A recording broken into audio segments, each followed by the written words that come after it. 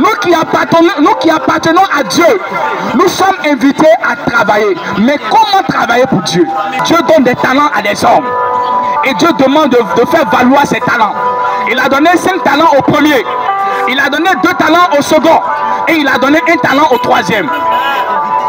Et toutes ces personnes étaient amenées à travailler pour Dieu. Toute personne qui est née de nouveau, toute personne qui a accepté Jésus-Christ et qui a reçu le Saint-Esprit est un serviteur de Dieu. Qu'il le veuille ou non.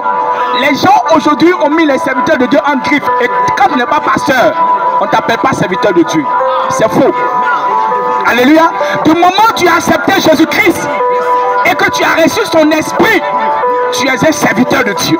La Bible dit que Dieu a donné des dons à plusieurs personnes, à plusieurs enfants pour l'édification du Christ. Et quand Dieu nous donne les dons, il nous met dans l'église pour édifier nos frères, pour édifier le corps du Christ. Dieu nous place dans l'église en nous donnant chacun un ministère, spécifiquement un travail à faire. Il y a des gens, Dieu nous donne la capacité de prophétiser. Dieu donne à d'autres des paroles de sagesse. Dieu donne à d'autres des paroles de connaissance. Et ce n'est pas pour eux, c'est pour les autres. Parce que le don que Dieu nous donne, c'est pour les autres, c'est pas pour nous-mêmes. Pour travailler pour que les autres soient édifiés.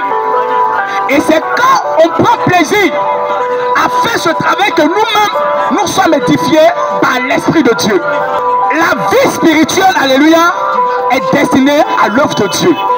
Et tout homme qui n'est pas serviteur de Dieu est serviteur du diable. Toute personne qui ne se met pas résolument au service de Dieu sera utilisée par le diable. Et lorsque tu es utilisé par le diable, bien aimé, tu seras un agent de destruction. Je vous invite à servir Dieu. Vous pouvez servir Dieu par votre argent. On est dans les pauvres. C'est selon que l'Esprit te demande de travailler que tu travailles. Parce que, bien aimé, les dons qui ont été distribués, bien aimé, sont des dons spécifiques à chacun. Je ne peux pas recevoir le don de mon frère Prosper pour travailler avec. C'est pas possible. Chacun a son don. Amen. Dieu donne à chacun selon que bon lui semble. Alors le secret, c'est lorsque tu te mets au travail dans l'intention de faire du bien, d'édifier les autres. C'est là que tu reçois la bénédiction. Il y a plusieurs qui ont reçu des dons de Dieu et qui sont allés dormir. Ils ne vont plus dans les hôpitaux pour prier pour les malades. Et ils ont tué le don. Parce que plus tu ne travailles pas le don meurt. Le don ne peut pas manifester toute sa puissance. Plus tu ne travailles pas, c'est-à-dire en train de perdre le don. Tu es en train de détruire le don. Parce que le serviteur inutile qui n'avait pas travaillé le don et qui a enterré le don a tué le don. Et nous ne devons pas limiter. Alléluia. Dieu t'a donné un don. Il faut travailler ce don. Le don que Dieu m'a donné, Dieu m'a dit que tu es évangéliste. Alléluia. J'étais en train de vendre mes articles à Djamé. Et il y a un serviteur de Dieu qui me regarde. Je ne connais pas cet homme. Et il me dit, l'Esprit de Dieu me dit que tu es un évangéliste. Alors que moi-même, j'avais déjà commencé à œuvrer. J'avais commencé l'évangélisation depuis. Je n'ai qu'une confirmation. Alors chacun d'entre nous a reçu un travail. Tu n'es pas sur la terre par hasard. Il y a un travail que tu dois faire pour Dieu. Peut-être que ce travail pour toi, c'est de rassembler. Peut-être que pour toi aussi, c'est d'exhorter. Peut-être que pour toi, c'est d'encourager les autres. Il faut le faire. Parce que plus tu le fais, plus l'Esprit de Dieu t'édifie. C'est-à-dire tu sens la joie lorsque tu fais le travail de Dieu. Tu ressens une énergie dans ton esprit. Une énergie qui vient te ressourcer. Tu ressens la paix, la joie lorsque tu fais l'œuvre de Dieu. Mais quand tu refuses de faire l'œuvre de Dieu, bien aimé, c'est dangereux. Il y a des gens qui travaillent pour leur ventre. Tous les efforts, c'est pour satisfaire leur gros ventre. C'est pour manger, chier, dormir. Bien aimé, tu veux que Dieu te protège. Tu veux être la prunelle des yeux de Dieu. C'est-à-dire, tu veux être intouchable. Commence à travailler pour Dieu. Mon message s'adresse à tous ceux qui ont accepté Jésus-Christ. Mon message s'adresse à tous ceux qui sont nés de nouveau. Ceux qui sont des serviteurs de Dieu et des servants de Dieu, qui ne sont pas forcément des pasteurs, mais qui sont des chrétiens, des gens qui ont choisi de suivre Jésus-Christ. L'heure de travailler pour le royaume a sonné.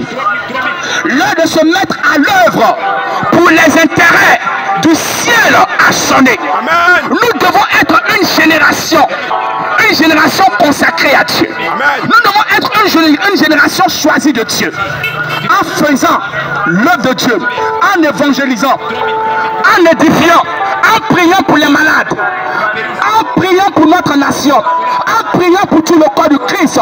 Nous sommes invités, alléluia, à œuvrer pour le royaume de Dieu, à travailler pour les intérêts du royaume de Dieu, à travailler pour les intérêts de Dieu plutôt que de travailler pour nous-mêmes nos intérêts. Lorsque tu ne penses qu'à toi-même, tu es en train d'affaiblir le royaume, parce que le royaume compte sur toi. Le royaume de Dieu souffre lorsque les enfants de Dieu ne se soucient que de leurs propres intérêts. Lorsque tu refuses d'évangéliser pour aller à tes propres occupations, tu fais souffrir le royaume de Dieu. Lorsque tu refuses d'aller prier pour les malades, pour aller vendre au marché gros, tu fais souffrir le royaume. Parce que c'est ta prière qui va restaurer la vie de ces malades. Parce que c'est ta prière qui va apporter la guérison dans le corps. Parce que c'est ta prière, bien-aimé, qui va chasser le démon qui est en train de tourmenter ces personnes qui sont couchées sur les lits des hôpitaux.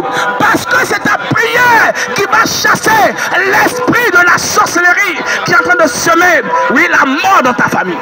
Parce que tu es un pion très important pour le royaume. Un pion qui refuse d'agir. Et le royaume en souffre. Bien-aimé, quiconque ne s'occupe pas des affaires du Père Céleste ne se trouvera pas protégé. Parce que c'est lorsque, bien-aimé, tu t'occupes des affaires de ton Père que ta vie devient précieuse. Alléluia. Ta vie devient une vie qui n'est pas comme les autres, une vie qu'on doit conserver, une vie qu'on doit garder, parce que cette vie-là fait l'affaire de Dieu. Aimez servir Dieu. Consacrez le peu de temps qui vous reste à vivre à servir Dieu. Amen. Consacre le peu de temps qui te reste à vivre à t'occuper des intérêts de ton Père qui est dans les cieux mais qui t'a créé à son image et à sa ressemblance. Alléluia. Cherchez à servir Dieu. Cherchez à être utile à Dieu. Plutôt que de vous préoccuper de votre misérable vie, de votre vie éphémère, de votre vie que le diable est capable d'abréger en un clin d'œil. Lorsque vous vous détachez, vous vous éloignez de Dieu. La vie d'un homme sans Jésus est misérable. Parce que la Bible déclare que celui qui voudra conserver sa vie la perdra. Répondez à l'appel de Jésus-Christ. Donnez vos vies à Jésus-Christ. L'Esprit de Dieu me met à cœur de vous dire quelque chose. Il y a des personnes qui entendent la voix de Dieu. Amen. Il y a des personnes à qui Dieu parle. Mais ces personnes-là refusent d'obéir. Il y a plusieurs en ce lieu ici qui entendent la voix de Dieu, qui parlent à leur cœur, qui parlent à leur conscience. Mais ils ne font pas attention à la voix de Dieu. La voix de Dieu donne des instructions. La voix de Dieu donne des recommandations.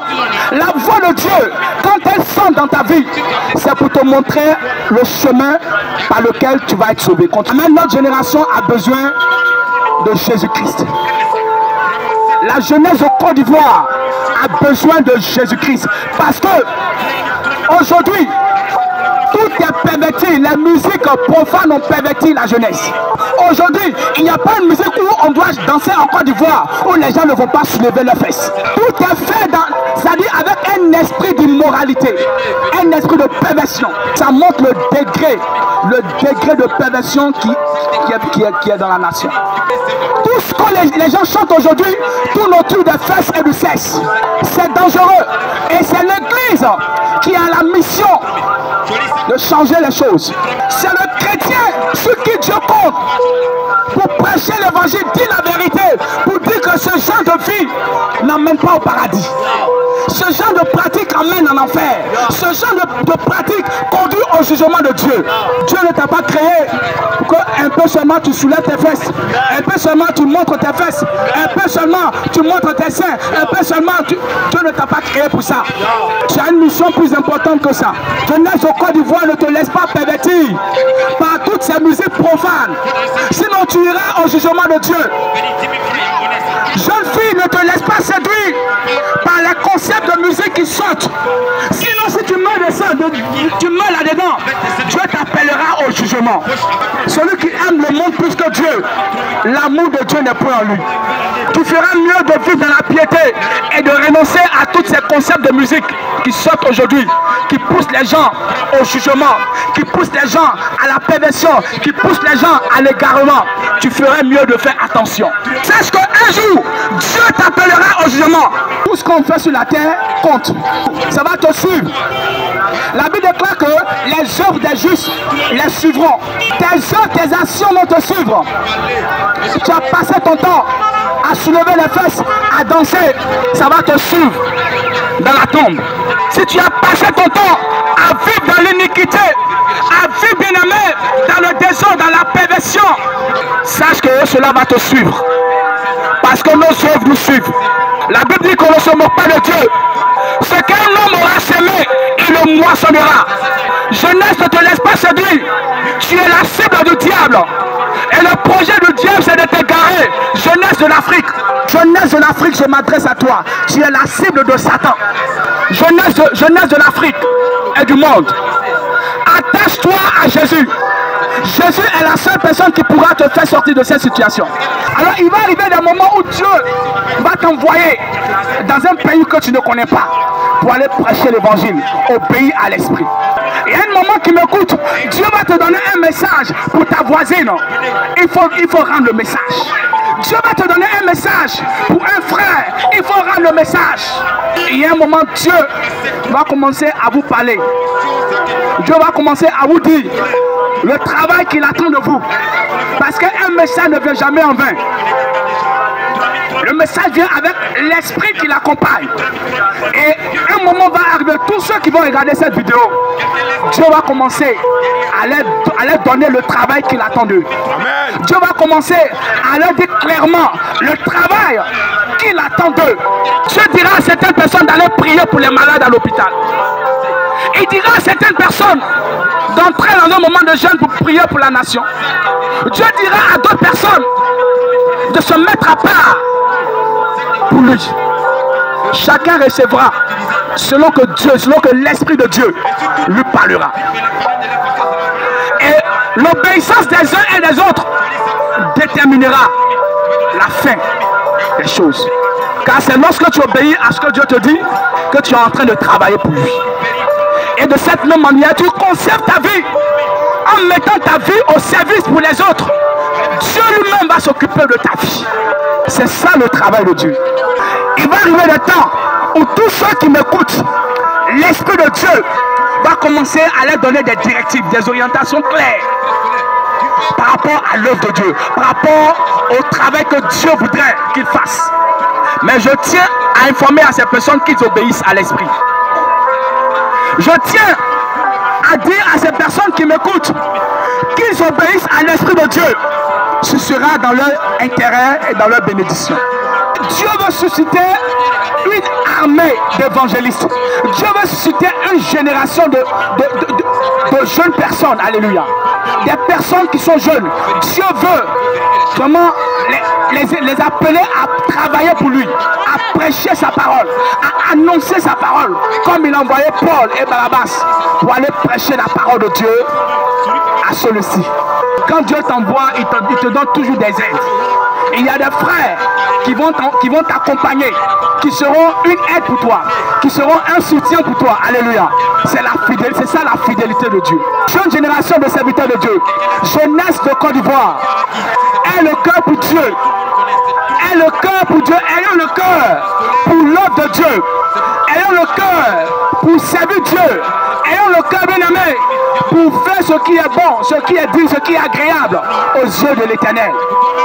Car Dieu bénira toujours. Dieu récompensera toujours ceux qui font son œuvre, ceux qui font son service. Dieu les récompensera toujours. Dieu n'est pas injuste. Donc toi qui sais Dieu et depuis tu n'as rien vu, sache qu'il y a un temps de gloire qui vient sur ta vie. Toi qui sais Dieu depuis des années et tu ne vois rien, sache qu'il y a un temps que Dieu a fixé où il va te bénir. Il y a un temps où Dieu a fixé où toutes tes années de consécration, toutes tes années de prière, Dieu va compenser ça par une grande bénédiction, par une abondance.